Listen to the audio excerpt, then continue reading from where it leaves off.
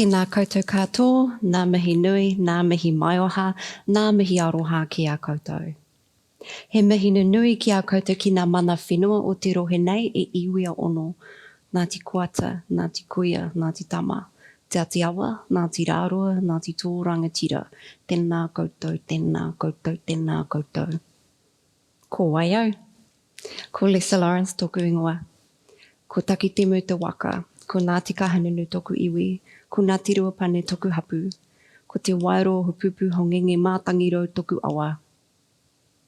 Ko te poho tēnā mihi, rawa ko iwitia o kumarae o te whānau. He Kaiwhakahaere ahau o te Motueka Family Service Centre. Nō reira, tēnā koutou, tēnā koutou, kia ora koutou katoa. Were you caught in the aftermath of the earthquakes in Christchurch, New Zealand? Or were you caught in the flooding in the aftermath of the storms that we had up on the East Coast? Have you stumbled and fumbled your way through the awful experience of witnessing a person collapse unconscious, perhaps drown?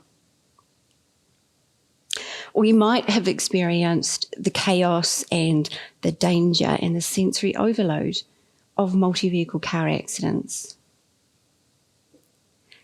At the moment, we're equipped with the bare minimum, and in a few cases, nothing at all, to get ourselves and others through these unplanned and frankly unwanted events. The first port of call, it's to ring the emergency services. That's our default. But in many of these described situations, specialist help, it has a time delay. And in large-scale events, it's not realistic that assistance will be both contactable and swift. In late August 2022, I was remote working from my hillside home in Nelson, New Zealand. I headed out for a planned work appointment in what I thought was a springtime downpour. And I drove home an hour or so later and I settled in for my afternoon's work. And as I settled in, I watched the rain pelt down and pelt down and pelt down. And it was with a slowly rising sense of dread in me as I watched the valley floor below my home fill up with rushing brown water that covered the roads and that covered the houses down there. In the course of that one rain event, I went from living my best life, a 5-minute drive from the CBD, with my art galleries, my cafes and my lattes, thank you very much. And instead what I was confronted with was the road to the left of my house covered in a landslide. And the road to the right of my house, the force of the water being so strong, the culverts failed, it blew out the road and created a new watercourse through the road and the houses to the right of my house. So by 11 o'clock at night, there was no safe passage.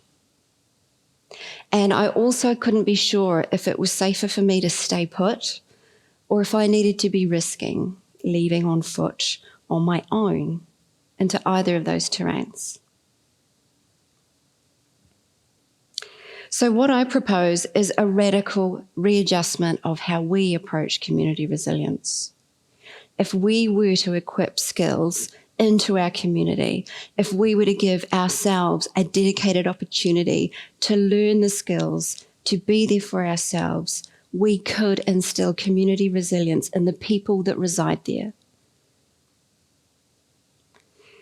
What I propose is that we all take 1 year full-time, with living expenses paid, committed to being a part of either the fire, ambulance, Coast Guard, Civil Defence, or the Department of Conservation. The purpose of which is to learn and use the skills that contribute to emergency scene management, to be able to have the skills to survive environmental disasters, And in my case, learn to manage the adrenaline that makes situations a mad blur and robs you of your ability to think, communicate, and act. Now just think about it. If you knew that amongst your family members and amongst your work colleagues that there were people that could pull together when there is a car accident, when there is an environmental disaster, earthquake, flooding, that there were one or two people that could recognise accidental overdosing from household medications, how much safer would your home be? How much safer would your neighbourhood be? And how much more resilient would our communities be? So the proposition is not to get rid of our specialist emergency services. Goodness knows we need them. The proposition is to give the best chance of success to every part of our community to have a successful outcome when life events come their way. These are not once-in-a-lifetime skills. I so wish they were. Instead, these are lifelong skills that we need to embed into ourselves. Now, you might be thinking, this is a crazy idea.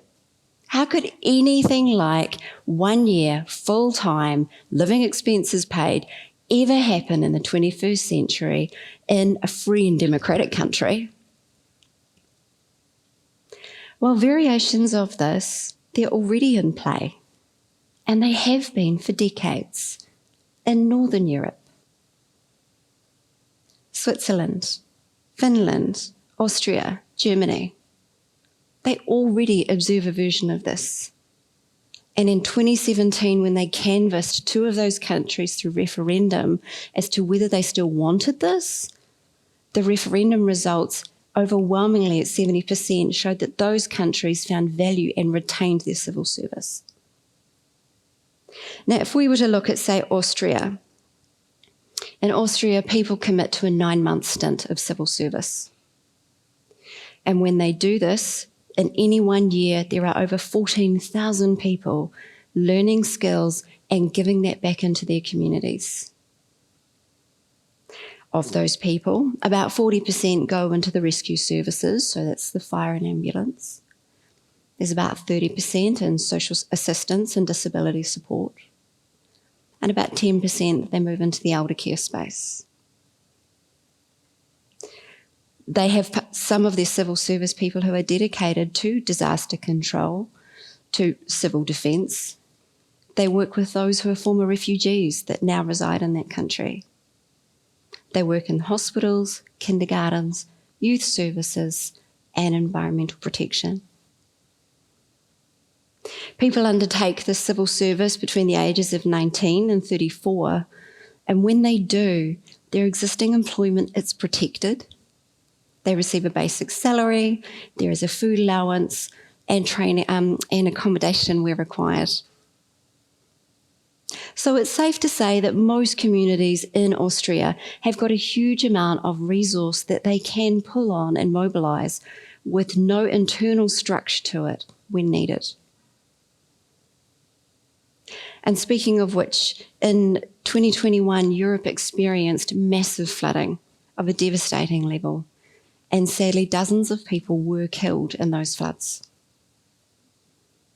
The downpours that triggered the floods covered most of that continent, and in Austria there was a town that was particularly impacted, a town by the name of Helene that's nestled on the German-Austrian border.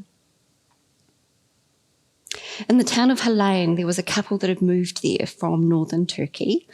Their names are Salih and Ayes, and I forgive myself if I've not pronounced that right, but I've tried.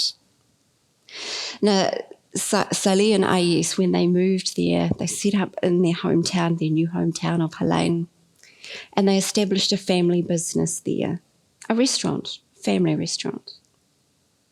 And during the floods there, they were faced with the toughest of situations when those floods started to engulf their restaurant. Do they stay put or do they try and move to safety? Salih recalled the moments when he realised the waters were starting to encroach on the gardens in the restaurant. And in the space of 5 minutes, that water had reached over 1 metre in height. Now, on someone of my height, that's over waist height. It's not an insignificant amount of water in 5 minutes. He was in shock when he saw a car in the street in front of them being swept away in the floodwaters. No one in it, just the car sailing down the road.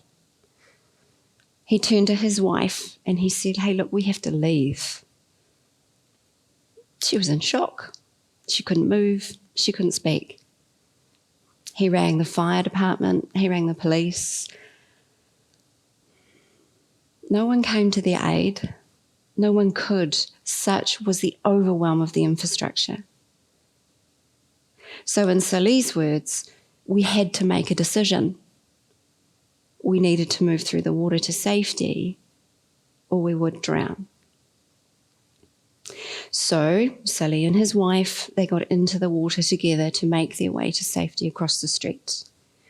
And they had almost reached the other side through these rising floodwaters when a large wave swept his wife off her feet and away from him. And it was all he could do to reach out to grab her to prevent her from being swept away in the floodwaters. Now, in doing so, it meant that he could only just maintain his footing. He couldn't hold on to her and secure himself any more firmly. He couldn't move forward. He couldn't move back. They were trapped. Now, their neighbour from across the street, Alexander, he had watched this unfold. He watched his neighbours in a no-win situation, and Alexander elected to get into that water and make his way to the struggling couple. He helped secure them, and after a strenuous time, the three of them could make it to safety. Now, I don't know what kind of training Alexander had had that gave him the strength, that gave him the fortitude and courage to step forward into that situation, but I do wonder what kind of training had that person been exposed to that made that a proposition they could do safely.